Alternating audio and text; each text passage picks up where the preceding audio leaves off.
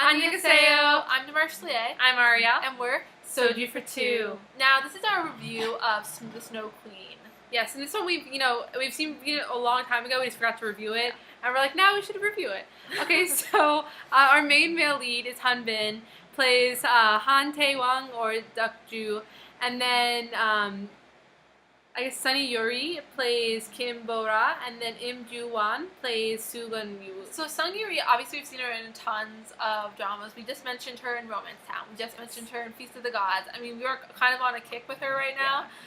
And the main reason that we came here actually was for Hanbin. Yeah, of course. Yeah, I mean, Secret Garden, there's just so many things with him in it. And he's Millionaire's First Love. Yeah. Oh my god, every time I want to cry, I watch that movie. Now, this is actually, to both of us, similar to Millionaire's First Love, just based on the theme. So you should know right away. It's going to be a little sad. It's a crier, guys.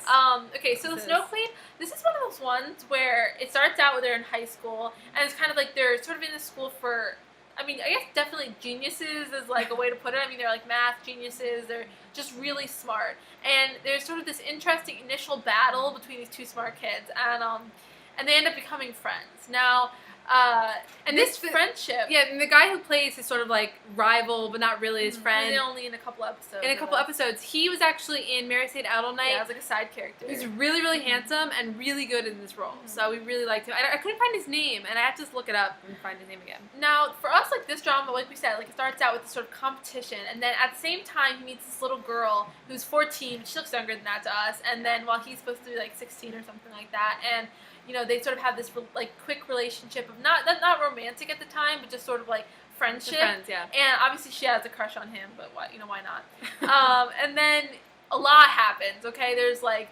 a suicide or like a suicide by getting hit by a car. The main little girl is sick. I mean, so much happens, and then we have a time jump. Not like a Rooftop Prince time jump, but just a regular one. And it kind of comes to the fact that he sort of, Hyunbin's character sort of forgets about his intelligence and sort of works on the other guy's dream, which is to become a boxer. And at the same time, Bo-ra, she becomes like really kind of cold. She's constantly in and out of hospital, which makes her really cold. And it's just really interesting because they're kind of opposites, and opposites that when they meet again. Very faded in their constant meetings. They meet again in the hospital. He saves her life. He meets her another time, saves her life. And what's interesting about this drama for us is that there's so much love with it. So the characters are really intense. The chemistry is super intense. I mean, it's Hanbin, so he just brings that quality of drama. Like every single thing we've ever seen him with, we just instantly fall in love with him, but instantly kind of feel like he's really just powerful. Yeah, and there's a darkness to this drama, obviously, undercurrent. Yeah. I think the fact that it's kind of centered around the story of the Snow Queen, which is like a Hans Christian Andersen story, and when I kept hearing about the Snow Queen, I thought it sounded really kind of dark. There's that fairy tale-ness that's sounded eerie, but a coldness to it, and that's the basis for this drama. So it's obviously really important to keep looking back in this and knowing that it's not going to be the happiest of endings for a drama. So love triangle, there is a love triangle, and actually the love triangle, the guy who's in this is also the guy from What's Up. He's the lead in that, and we haven't finished reviewing that. Actually, we sort of got sidetracked entirely on that one, but he does a good job in this love triangle, and he plays a compelling doctor, and you get to see a little bit of it. He's not quite the beautiful genius of Hyunbin, but who is really? We always pick Hanbin. So, mistaken identity, misunderstanding. Well, obviously, it takes a while for them to realize who they are to each other. But the real issue here is that they find out that, so she is the sister of the guy from the beginning, the rival of Hyunbin, the friend of Hyunbin. And, the real issue with this is that how can you love someone who you think had something to do with your brother's attempted suicide? So it's really interesting because he's kind of living a second life, and that's why there's two names here. I mean, he sort of took a new identity when he left his old life, and it's really compelling in that way. I mean, so faded. How much more faded can you get then? It's really sad and epic. I mean, everything about this just felt that way. I thought for me the real epicness too, and I know it's not really talked about as much, is that he saves her life multiple times, and he was one of the factors in like the sadness of the boy who kills himself. Mhm. And not that I think he was responsible for the death of the kid who killed himself, but that like that sort of competition and that he needed to feel like he was the best Yeah. obviously led to like some issues with that. So really interesting. Okay, so bad guy turned good. Yeah. Well, okay, for like bad guy turned good, I don't think he's a bad guy at No. all. I think he blames himself. He has tons of guilt, and that's obviously a super big issue. Definitely. Okay, so piggyback Yeah, ride. there are some in There this one, and you need that. Like there needs to be. There has to be drunken- some lighthearted moments because this is such a There's like a really dramatic. good drunken piggyback ride in this one. Like when she's still trying to be cold, but like she's drunk, so she's like, "You're mine," and it's really cute. Yeah. Adorable. But see, I like her a lot- impression of that. a lot of the lighthearted moments in this drama happen really early on because darkness kind of like seeps in through the middle of this drama. Okay, so kisses. Yes. A few kisses. in Yeah, this and there's one. some good ones. I mean, not like a lot of kisses. I think that because this one's based around like sort of sickness and just super faded dramaness.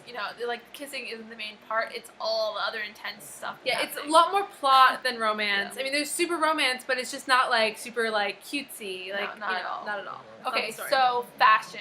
Now this is a couple years ago, and I think for us, like the fashion, like her fashion is sort of like overly done. Like it's like Yeah. lots of big furs and a little like not what we maybe over accessorized. yeah, it's just not really like what you want or to wear. not maybe not our style at Yeah. all. And then Hyunbin, he like kind of plays either he's in like nice suits or he's in like kind of really like rugged, almost Yeah. like Lorraine wore in In Love to Kill. Love to Kill, exactly that kind of look. Yeah. So not like the most fashionable look. The music in this was good. We liked because it was like the dramatic kind of like almost like classical music, and then there was like the song. So There's it was just like the beginning of this. I think the first like minute of this drama really set up the whole stage for this being Yeah. so. so epic. Yeah, I mean, because just the the beginning music, the is like intensity. him falling off a cliff.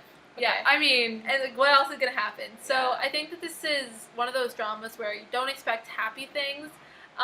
This wasn't as sad as like Autumn in My Heart for me, but it was like up there. yeah. I guess it didn't really completely pull on my heartstrings the same way, but it was really sad.